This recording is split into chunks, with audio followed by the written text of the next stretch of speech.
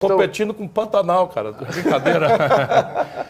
Ciro. Aí dizia o Tom Cavalcante, que é o cara que me imita, e você diz assim, o povo aciado. O povo toma aciado. banho, toma banho nu ali no... Na versão anterior era muita gente. O povo pelado. aciado. Vamos lá. Pessoal, agora eu quero propor aqui um quadro dos 3 que a gente tem. Vou deixar os outros 2 lá para o final, lá para a fase derradeira do nosso papo. Sei que você tem outro compromisso aí, tá dando essa colher de chá aqui pra gente. É muito prazer, maravilhoso. muito prazer. Mas agora o bicho vai pegar. Agora a cuíca vai roncar, meu irmão. Agora eu trouxe vou ter a participação especial de um amigo do canal que já esteve aqui conosco e que é um severo crítico seu, mas ainda mais de Lula e Bolsonaro. E ele, no quadro Guilhotina, vai estar protagonizando algumas perguntas que ele vai estar te fazendo. A gente vai estar pausando ao longo desse vídeo pré-gravado pelo nosso amigo. Se eu não me engano, o nome do sujeito é Luiz Fernando de Moura Canhim, um tal de Nando Moura.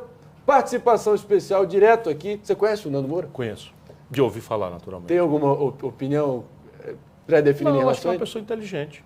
Tá? Eu gosto de debater com pessoas inteligentes. Eu aprendo muito. Vamos ver agora Nando Moura versus Ciro Gomes, ou para o Ciro Gomes, uma sequência de perguntas aqui. Bela são 5 perguntas. de guitarras ali, hein? As belas guitarras ali.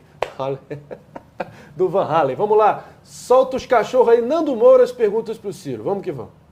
Nossa Cirência!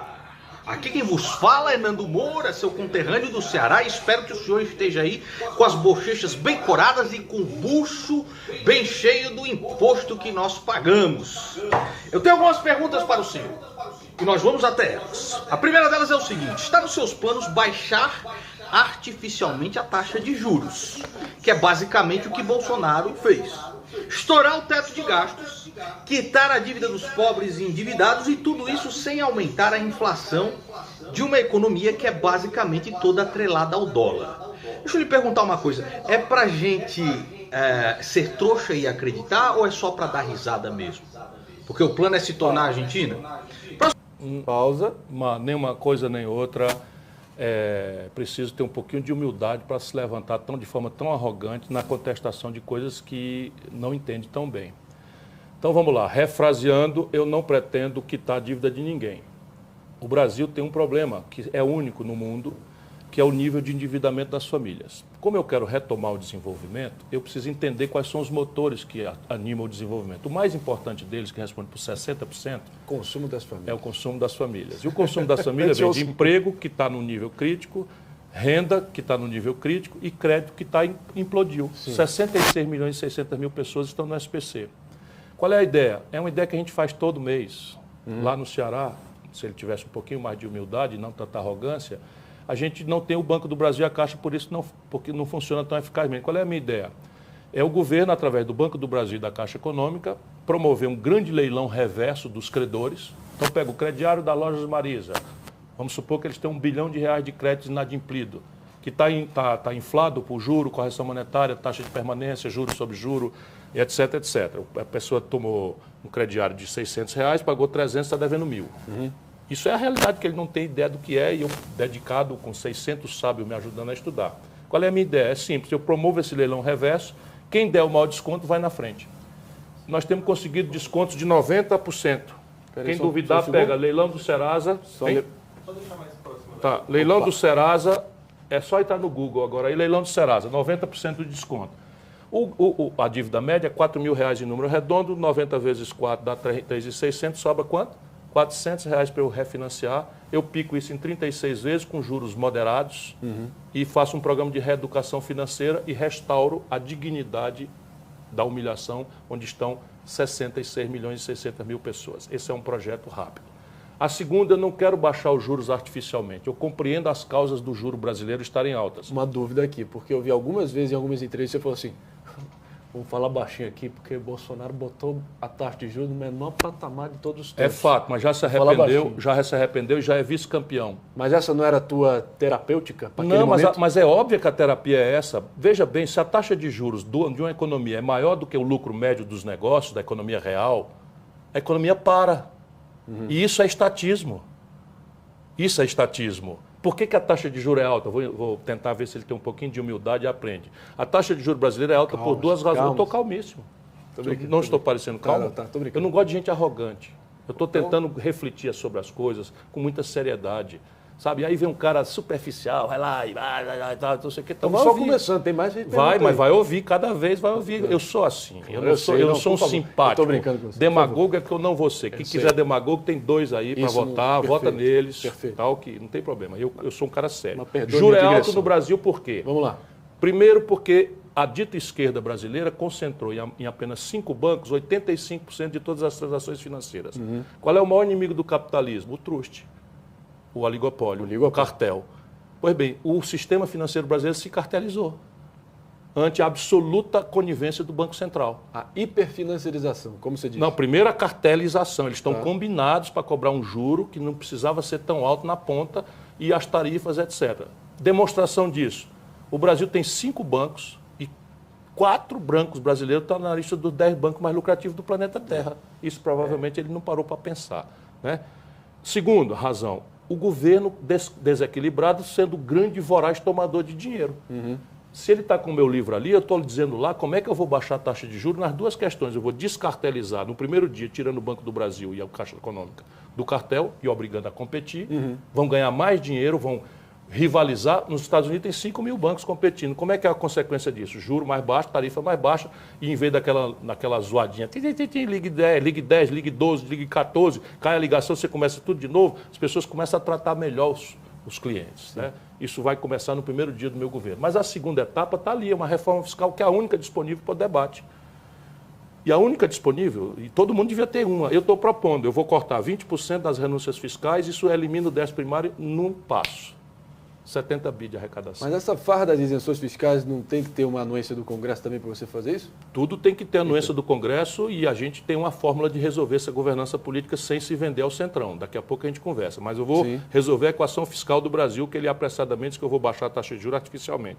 Eu vou remover a necessidade... A economia é muito atrelada ao dólar também. A economia é muito atrelada ao dólar. Qual é o valor do dólar? É aquele que derivar das relações internacionais do país, do balanço de pagamentos. Sim. Se eu pego a taxa de juros no Brasil e boto em 13,25, onde o Bolsonaro botou, para ganhar a eleição, ele se vendeu de novo para os bancos. Tinham feito 2% de Selic, agora está em 13,25 nos bancos. Virou de novo o homem do mercado. 13,25, está certa essa taxa de juros? Vamos ao mundo. Os americanos estão com a pior inflação dos últimos 40 anos. 10%, 9% de inflação, taxa de juros, 1,5%. A Europa está com a pior inflação dos últimos 30, 40 anos. Inflação de 10%, taxa de juros, 2,5%. E era negativa até pouco tempo. E o Brasil está certo? 13,25% de taxa Selic. Sabe quanto é que custa 1,5 ponto na taxa Selic? Ao Tesouro Nacional? 60 bilhões de reais. Bilhões de reais. Sabe quantos banqueiros botaram no bolso de maio a maio? 500 bilhões de reais. Isso é que é a farra fiscal brasileira, é essa, está fora do teto de gastos. Aí defende teto de gastos. Teto de gastos, a maior despesa do Brasil no orçamento é juro. Juro para dívida, isso é gasto corrente. Né? Então você tem a outra despesa, o gasto corrente com servidores, o Bolsonaro aumentou os grandes salários, generais especialmente, 9% acima da inflação. Onde é que está indo o teto de gasto? Deprimindo a perto de zero a taxa de investimento do país. Se não tem investimento, o país para. As estradas se esburacam, etc, etc, etc. Não tem a menor ideia do que está falando. Então vamos ver se agora, qual é o lugar do planeta Terra, ou qual é o livro que existe um teto de gastos com status constitucional por 20 anos? Se me der eu mordo a língua e me arrependo e peço desculpa e retiro a proposta. Mas você... Um país sequer do mundo. É PEC 55, que foi Meirelles e Temer que botaram, é uma coisa absurda. Primeiro, é mentira. Não tem teto de gastos no Brasil, nunca se praticou um dia sequer. Não, mas peraí, estava constitucionalmente codificado em lei e o Guedes demoliu agora. Sabe o que aconteceu? O Guedes demoliu. O decreto de suplementação orçamentária virou emenda da Constituição. É uma babel que está acontecendo no Brasil diante dessa ignorância doída e arrogante que o Nando Moura interpretou agora de novo. Ele está seguro que está falando coisas muito verdadeiras, eu não tenho a menor dúvida que ele acredita na bobagem que está falando. Vamos ver, amanhã vai ter reação com certeza. Mas vamos seguir ouvindo o homem? Bora. Vamos que vamos. Calma, Ciro, vamos lá. Tô brincando. Toca o barco aí, mais Nando Moura soltando os cachorros para cima do Ciro aqui. Vamos ver se ele vai matar no peito. Vamos lá. Sua pergunta, vamos lá. Entre 2007 e 2015, anos em que o seu irmão foi governador do Ceará, o número de homicídios no estado cresceu impressionante de 107% contra 25% do resto do Brasil. É um mar de sangue, não é não, Vossa Excelência? Ou nós temos que acreditar que o Ceará é a nova Suécia brasileira? A minha família é de toda lá e o estado está numa situação periclitante, Vossa Excelência. A democracia é uma coisa que tem seu preço, mas vamos lá. De fato, os números de homicídio no Ceará são gravemente constrangedores, mas eles têm uma curva.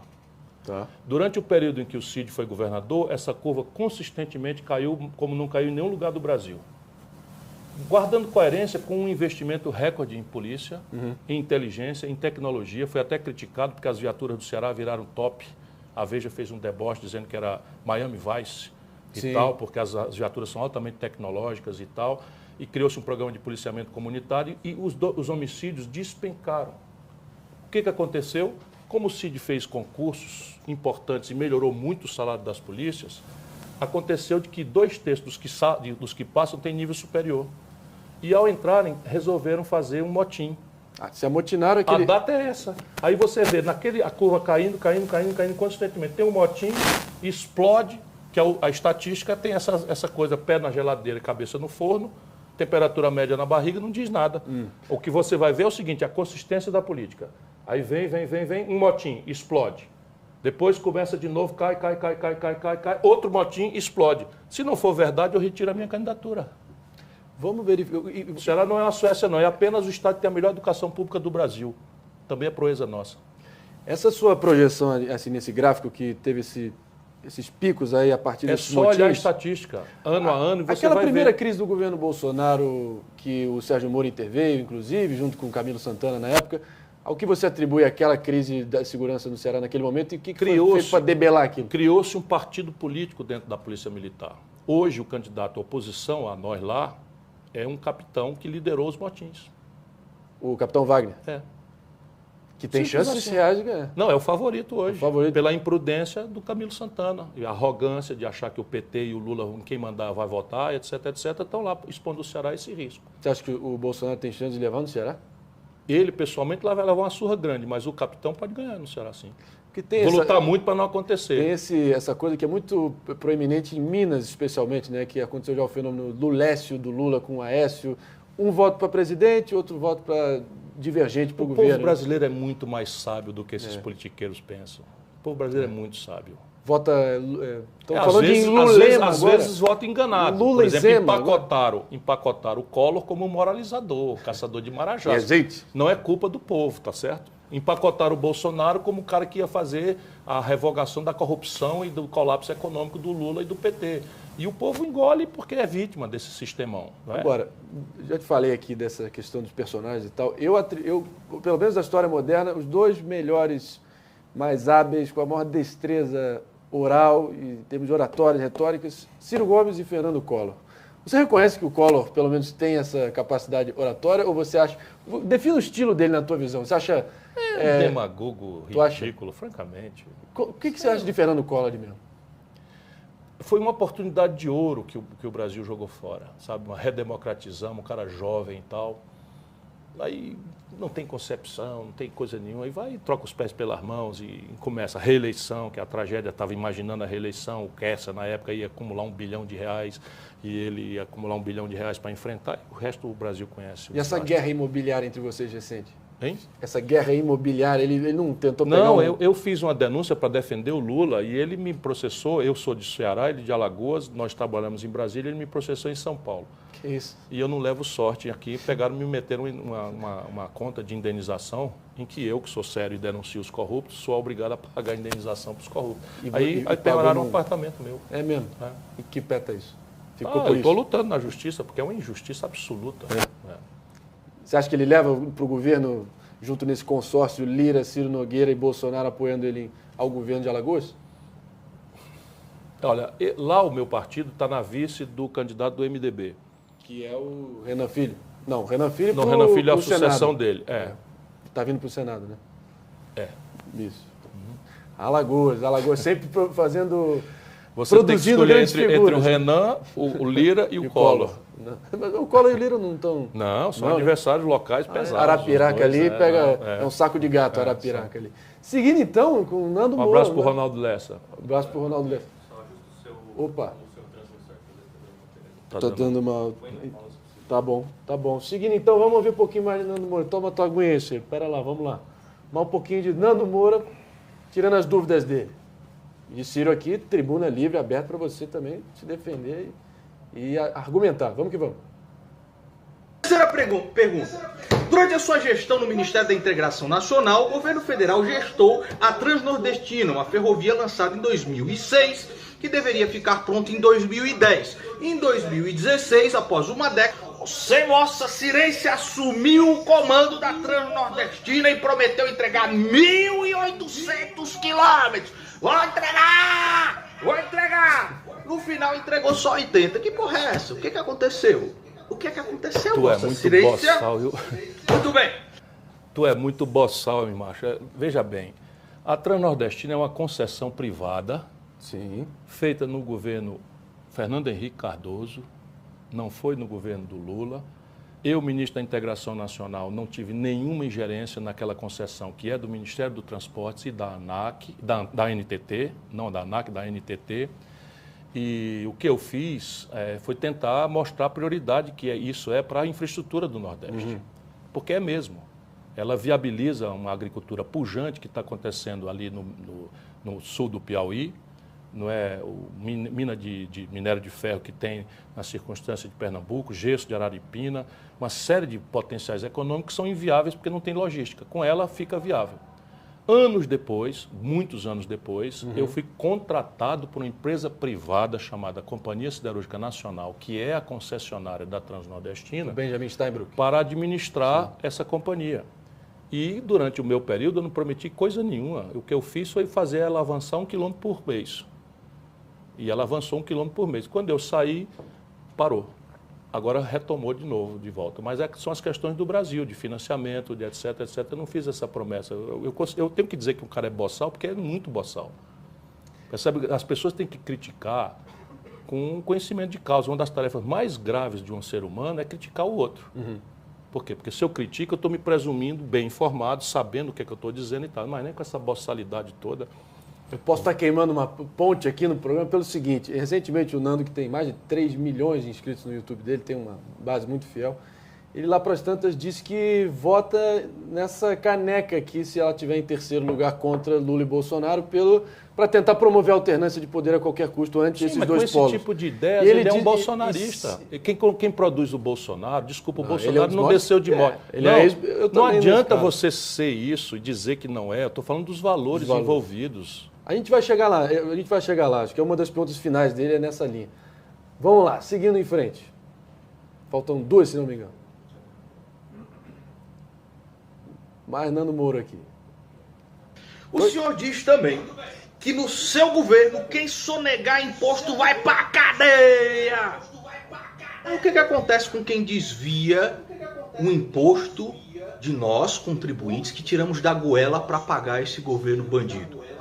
Porque no caso do Lula, o senhor disse I will induct him, provando que o senhor parece ser meio confuso nessas questões, além de ser um completo analfabeto em inglês.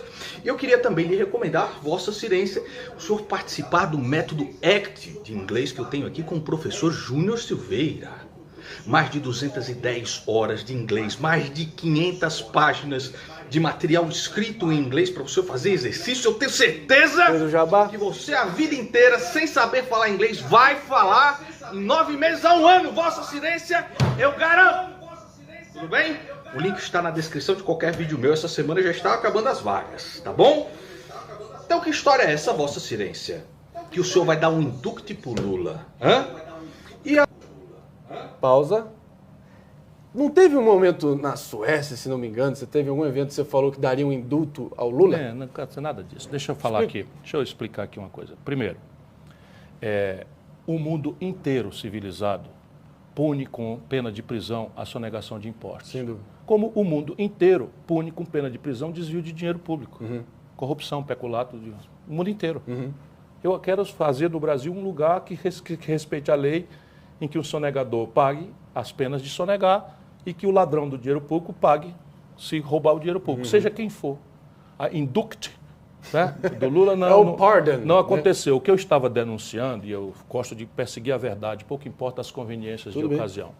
O que estava acontecendo naquela data? O Sérgio Moro estava claramente trocando os pés pelas mãos, produzindo nulidade, coisas que eu denunciei. Vá no Google, irmão. Denunciou mesmo. Vá no Google. Cansei de dizer o que o Sérgio Moro está garantindo é a impunidade do Lula. Caramba, eu era a favor da Lava Jato, porque, repare, eu fui processado pelo Michel Temer, porque denunciei corrupção do Michel Temer.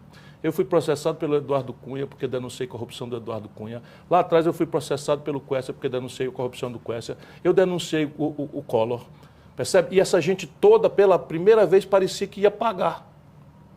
Então, uma das pessoas que estava vibrando com a Lava Jato era eu. Pelas tantas, eu começo a ver o Sérgio Moro produzindo nulidade. E virando o que ele virou, tá claro, eu dizia lá, um politiqueiro.